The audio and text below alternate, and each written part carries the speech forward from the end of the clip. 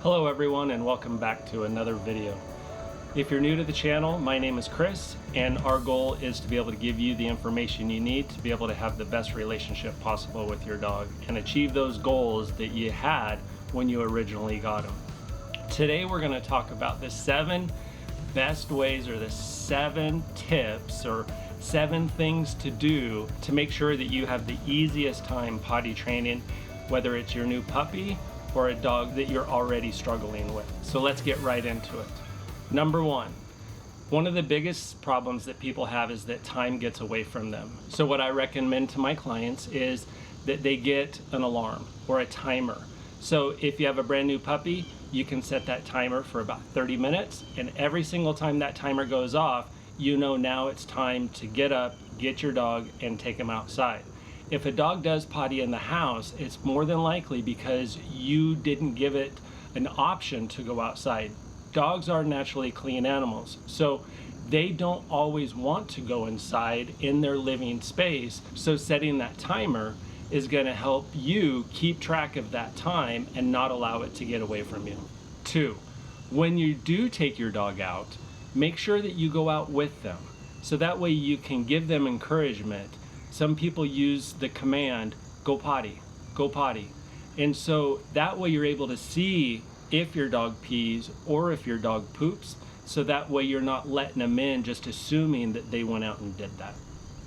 3, for families that have multiple people that are also taking care of the dog, one of the things that I recommend is to have a sheet or a piece of paper or pad next to the door that you potty your dog out of.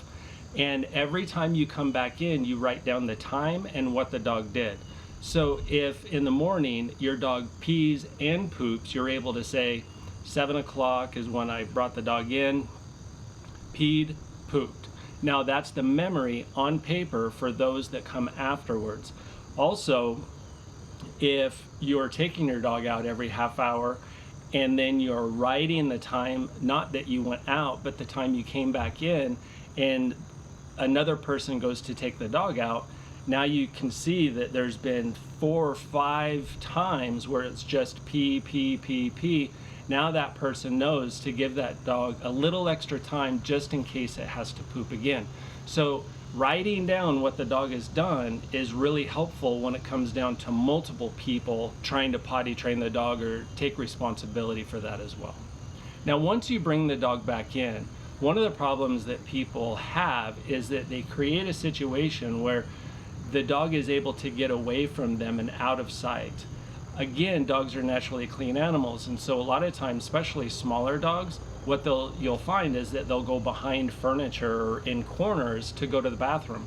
But if you use a leash and keep that dog with you, say you're sitting at a desk or reading a newspaper or watching a show, whatever it might be, even if you're in the kitchen doing something, you can put a leash on the dog, hold it, step on it, attach it to something, but that way the dog isn't able to go out of your sight. Your dog is able to stay within your sight, and that way you are blocking the behavior of your dog, learning it benefits them to go back into those corners, which all dogs only repetitively do what benefit them. You are stopping them from learning that that is even an option. Now, as we get later into the day and towards the evening, I also recommend that, say you go to bed at 10 o'clock. I like to pull the water, the option for water, around that 7 o'clock mark. Now, if you go to bed at 9, then maybe you pull it at around 6, 6:30, but you kind of get the idea of what I'm talking about. You don't want the dog to load itself up with water before you go to bed, because then it's more apt to have to go to the bathroom somewhere in the night.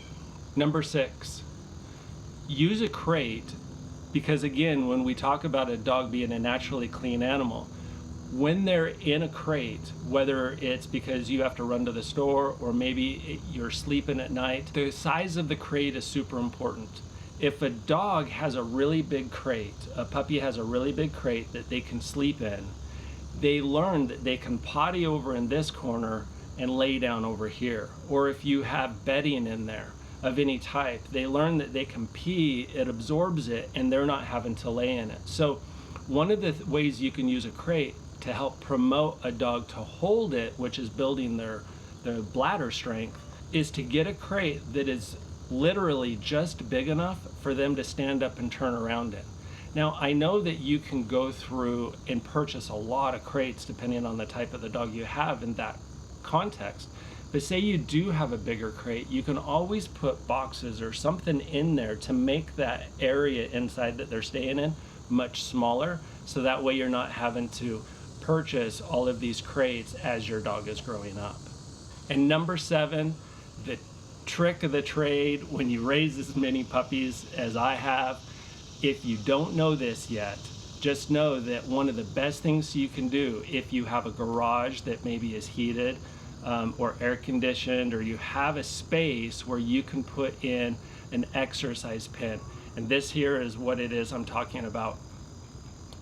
If you can take something like that and put it in maybe a utility room that's big enough, or like I said, a garage, and put red cedar shavings in there. Now that ends up being your babysitter. Your dog is inside, totally protected from the weather, from other animals that might try to get to it if you were to want to leave your dog outside.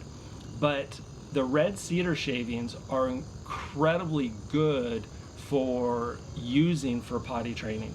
So one, they repel bugs like ticks and mites and fleas and all that kind of stuff, but also it allows your dog to go to the bathroom even though they're inside, like I said, maybe a utility room or a garage, but they're going on an outside substance. It's not a potty pad, it's not anything that they may find or recognize inside the house. So that is able to absorb the pee, as well as it clumps up around the poop, and so you can now go to bed at night sleeping knowing that your dog is totally safe, but now it's got a place to go to the bathroom also, so that way you're not having to get up ever so often throughout the night. It's a wonderful thing. And I would also recommend, if you can, put a radio in there for a little bit of noise, to drown, constant noise, to drown out anything that might go on outside the house as well. So hopefully you were able to learn something from this, use these tips. It's basically a bulletproof system for you to be able to teach your dog that going outside is the place to go potty, and that way you're also not letting bad behavior be created in your home. So thank you for watching, and again, have a great day. Bye.